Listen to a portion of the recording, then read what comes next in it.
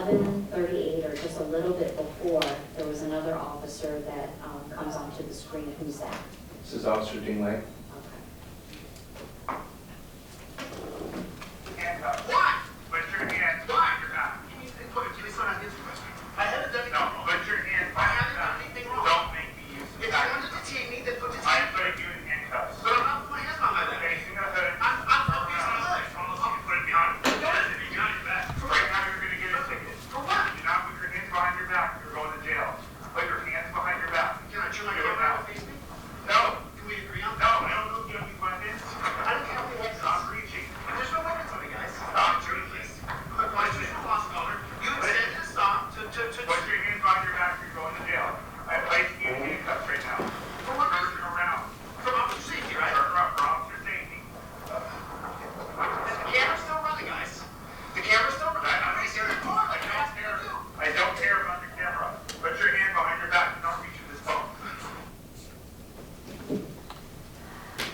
And that concludes the 12-minute and 31-second video. The video marks 468_1.mp4. Officer, at some point after this interaction that we just saw, did you come to realize that your body-worn camera had accidentally or inadvertently turned off? Yes. Okay. And at what point in time did it turn off? It would have turned off at the completion of the video that we just saw. Let me move away. Prior Prior to what? to the handcuffing. Okay. Did you we noticed Officer Dingle show up to the scene though? Yes. Okay. And do you know whether he had his body-worn camera turned on? Yes, it was activated. Okay.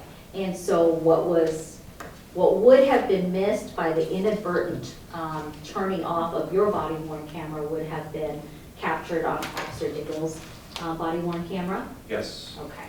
And did I allow you to look at that video footage from Officer Dingle this morning prior to testifying here today? Yes, you did. And did you have an opportunity to look at it to determine whether it was, in fact, the video related to this event? Yes, I looked at it and it was video related. Okay. And so, I'm going to turn your attention now to the video labeled 416B- or .mp4, and I'm just going to, It says 4168. oh, I'm sorry. Is that B or E? I think it's a B, Judge. 416B, .mp4 Okay. or 8. And, okay, I just played the first 13 seconds, but actually I'm gonna fast forward. Now, for the record, the video's upside down. It recorded upside down? Yes? Yes, it did. All right. Actually, Why would it record upside down? Ma'am, there's a setting in the application where you can rotate it. This officer may not have checked that beforehand. Okay. stopping or starting at 4:54 timestamp on the video that we've been talking about. Do you recognize what's depicted, at least in this still portion? Yes, this is me and DeCastro in front of my patrol vehicle. Okay, and so to your knowledge, and after having watched this, does this fairly and accurately depict your interaction with the defendant on March 15th of 2023 as caught on camera by Officer Dingley's body-worn camera? Yes. Move to admit 416 B or 8 MP4. No objection. Do we know if it's an 8 or a B for sure? It looks like a B too. Okay. Thank you. 3, I lose. All right. Okay. 416B.MP4 will be admitted and published. Thank you, and I'm just gonna start from 4:54. And may I approach you on it? Can we move the water bottle so we can see it too? Of course. Thank you. You can come on. You can. Thank you, appreciate it.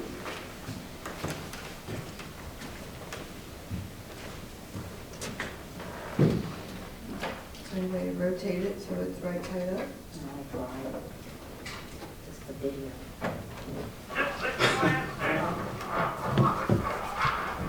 Cameras on? Are your cameras on? Okay, there we go. This way for you.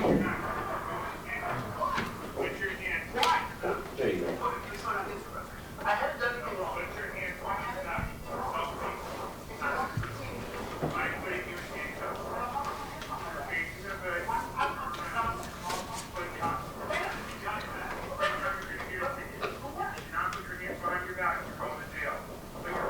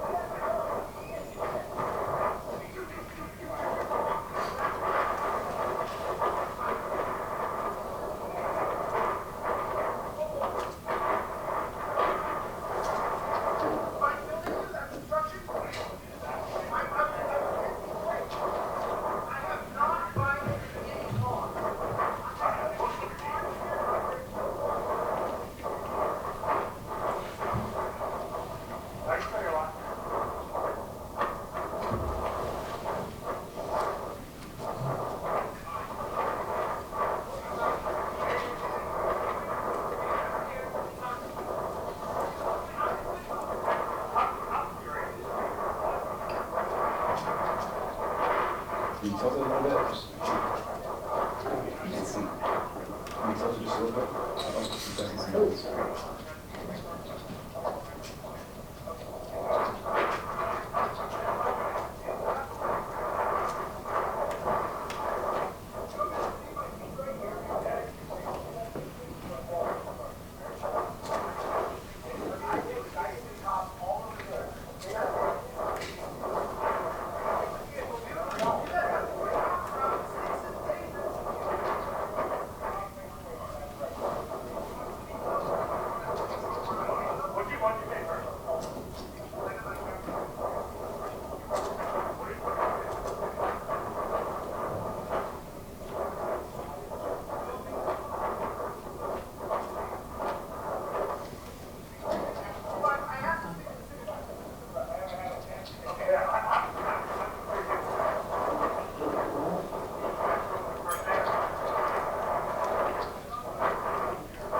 Okay, I'm gonna stop it at 11:35.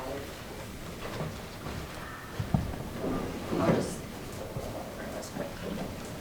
So officer, did the body worn camera portions that we played, or that I played, fairly and accurately depict your interaction with the defendant on March 15th of 2023? Yes, it did. Concerning, I just want to talk with a little bit about what was depicted in the video. In the video from your body worn camera, it shows, you know, the state of your stop with the Hyundai driver. Do you recall that? Yes, Okay. And at some point prior to you making contact with the defendant, you noticed him kind of recording further away from the vehicle, correct? yes, And at that point in time, you didn't have a problem with that, you didn't really approach the defendant yet, correct? correct. It was when he started making contact with the driver, your stopped driver, that you approached him and asked him to back up. Yes, And at some point in time, in the video, it's recorded, you told him that he is allowed to record, but he just needed to back up. yes. Okay. And what was the reason for you trying to maintain, one, the lack of, no contact with the stopped person, and two, trying to gain distance between the defendant, yourself, and the stopped driver? My first intention is I wasn't trying to delay my traffic stop any longer than it had to be. I was trying to make it as short as possible for the driver. And then the second was for officer safety. What we're taught in the academy is that for a normal human's reaction time with open ground, anything within 21 feet, that suspect would be able to charge an officer without them being able to react in time. All right. And at that point in time, you were the only officer present, correct? Yes, Okay. And when he began, or when the defendant failed to obey your command to back up, that's when you decided to engage him? yes. Okay.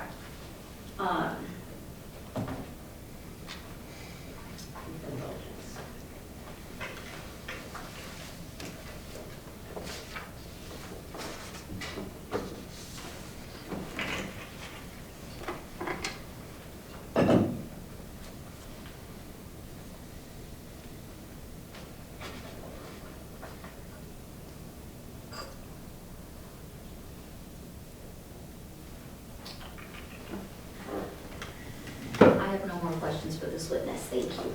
Vince? Good morning, officer. How are you doing? Morning, Mr. Arnwell. How are you? Very well. How many feet did you order the defendant to back up specifically? I never had an opportunity to give him an exact distance.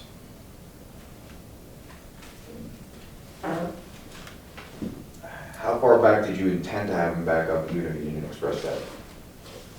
In the background of the video, you could see that there was a parked semi-truck and a light pole. I would have directed him somewhere in that area, which would have been outside the 21 feet. Your testimony is you never told him an exact distance to back up, correct? Yes, he never allowed me to. What do you mean he never allowed you to? I asked him to back up, and he continued arguing with me, so I can never specify exact distance for him. But you had time to give him 5 commands to back up, is that correct? Yes,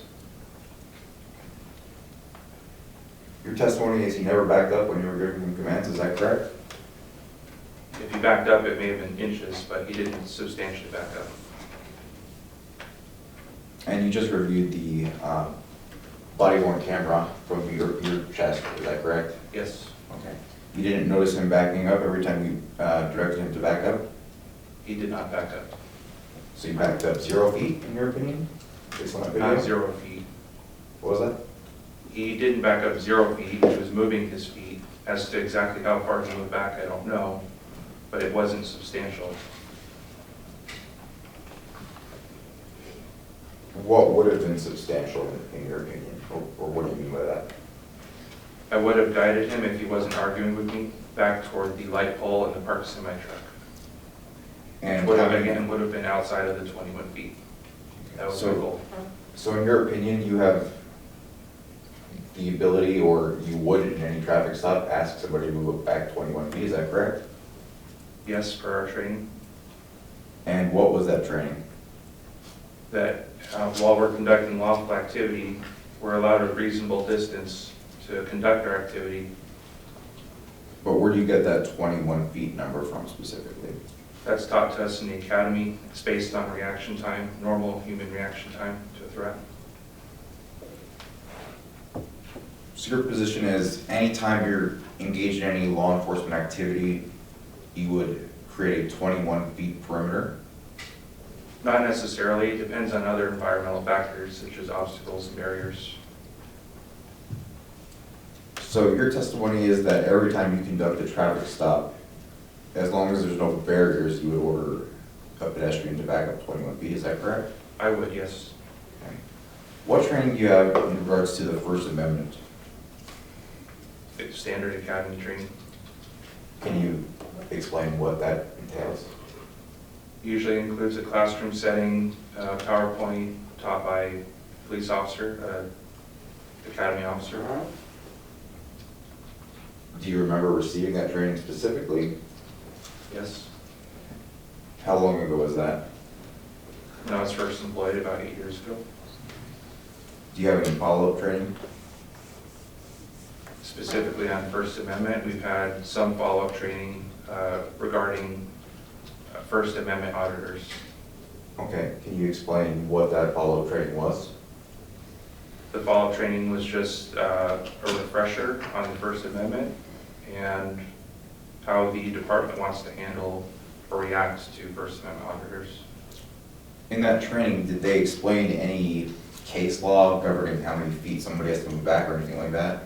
Objection, Your Honor, at this point, relevance, I think it's beyond the scope of, the charges that you are to determine guilt on at this time. Can you tell me what's the relevance? Yes, Your Honor. He detained the defendant after issuing commands to back up a particular distance. He's testified he's received training. I should be entitled to cross-examine him about what that training is and how he's coming up with the specific numbers he's using to I issue. think her objection was with respect to the case law that you're inquiring about. Your Honor, our position is if he is issuing commands that are contrary to that case law and he's been trained on that case law, then there can't be an obstruction of justice. So I'm going to sustain the objection and ask you to move along.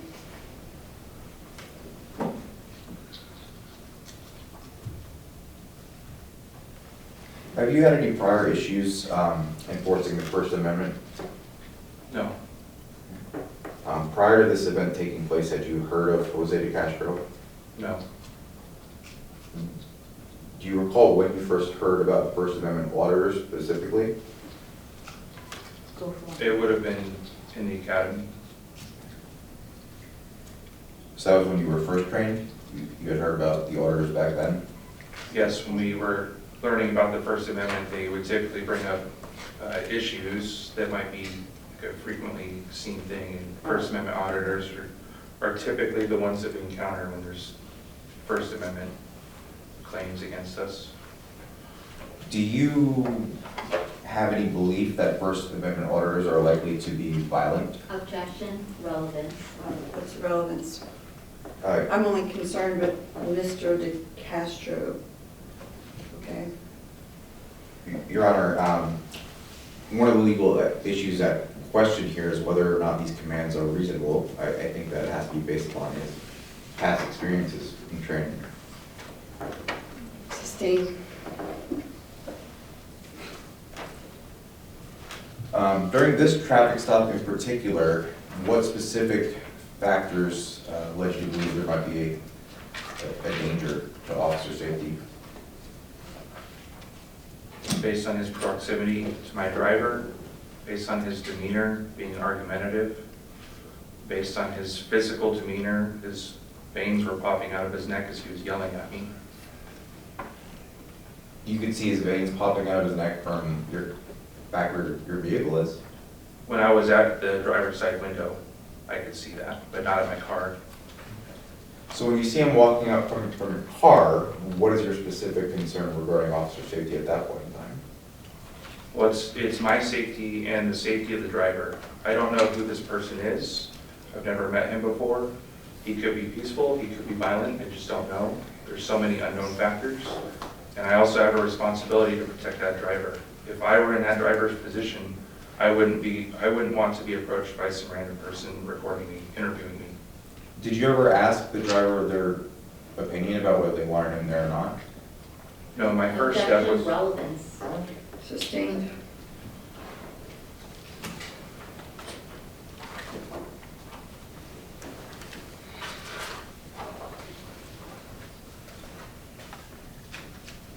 Was your primary concern him speaking to the driver or him not backing up allegedly? my primary concern was safety. I don't know if he was armed or what his intention was. Do you presume someone is armed and dangerous just because they're in public? I can't rule out that he's unarmed. But you had no reason to believe he was armed on this occasion?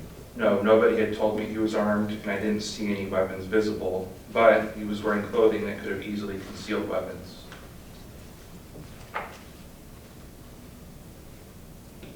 So when you first came upon the scene, you were in your vehicle typing on your computer, is that correct? Yes. And what were you doing in relation to that traffic stop at that point in time? Conducting a background check to see if her license was valid, to see if she had any criminal history to help me make my decision whether to warn her or issue citation.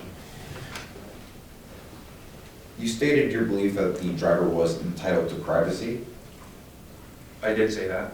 and what do you mean by that? Instead of continuing to give him commands to back up, I said something different to try and help him understand. She's really not entitled to privacy, but she's entitled to safety. So your explanation is that you said that because you were just trying to convince him to back up, not because you believed?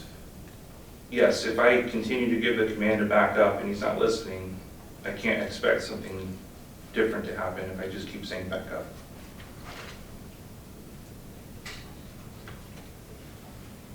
In your police report, do you recall referencing the fact that he had due notice in your opinion of what you were commanding him to do?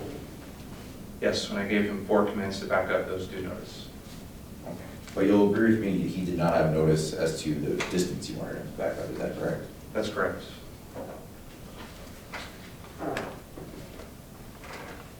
Approximately how long were you issuing these commands to him before you decided to detain the defendant? Approximately 15, 20 seconds. And your testimony is you didn't have any time during that entire back and forth to tell him a specific distance to back up to? Not time, but no opportunity. How so? Well, every time I tried to speak with him, he would argue. He wasn't listening at all.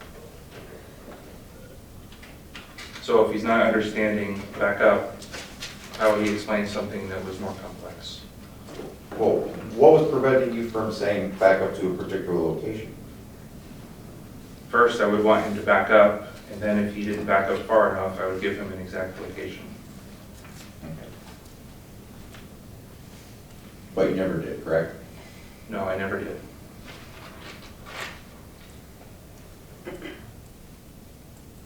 Did the defendant's verbal comments towards you influence what you decided to do that day? No,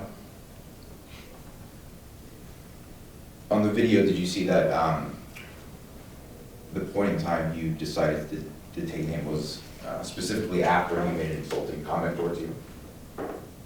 that wasn't why I chose to detain him. I realized that he wasn't going to back up at that time. His comments didn't make you angry at him? No.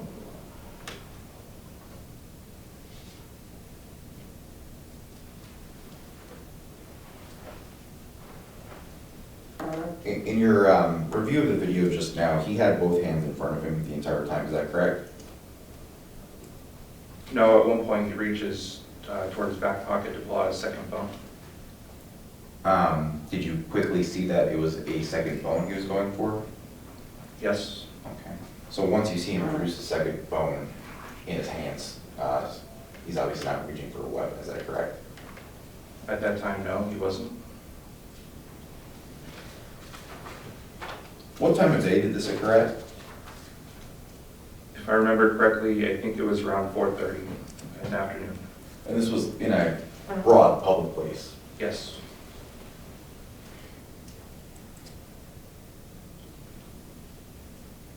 Does the fact that this occurred in broad daylight in public influence your decision-making as far as issuing commands to the defendant?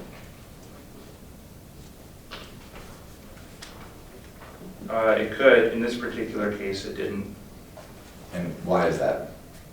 There was nobody around us other than me and the driver and DeCastro.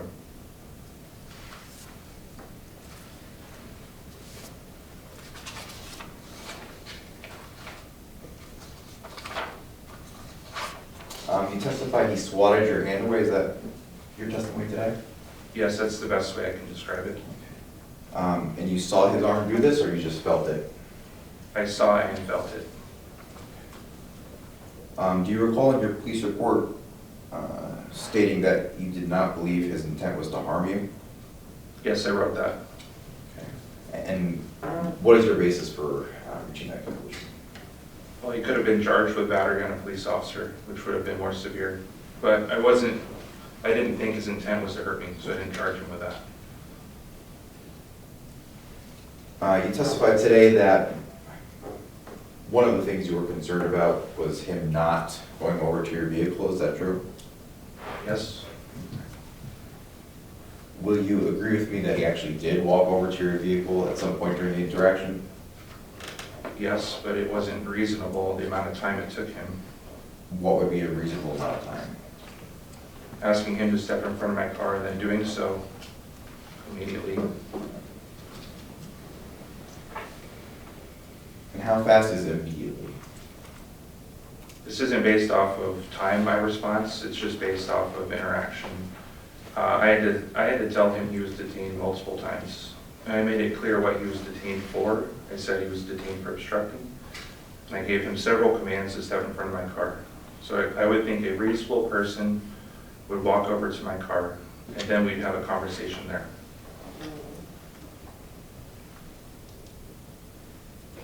And how specifically did his presence obstruct your ability to complete the traffic stop? Again, I don't know what his intention is. I don't know if he's armed. All I saw was him recording, which again, I had no issue with. I told him I had no issue with. At some point in time, if I were to issue a citation to the driver, my focus would be on the driver and what's inside her car.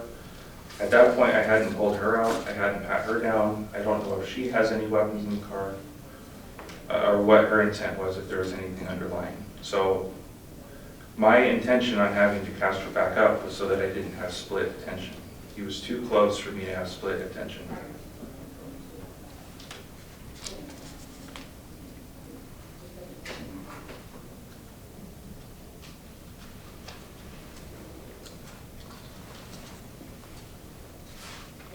So what are the things you stated that you were concerned about, I guess, from a safety point of view, was that he didn't identify himself? Is that true? No, I didn't care about his identity until I had him detained. Okay.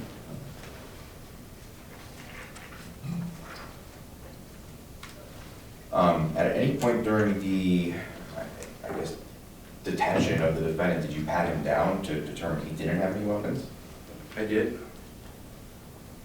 Okay, and when was that during the duration of the interaction?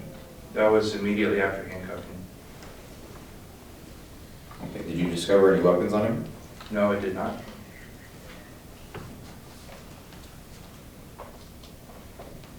From your police car, while he's walking up, you can essentially have a complete view of his movements and what he's doing at that point in time. Yes.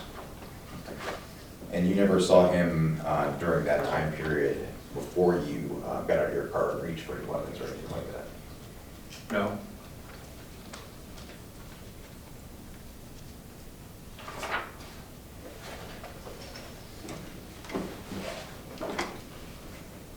Were there other individuals around the traffic stop other than the defendant and the driver? Not that I can remember.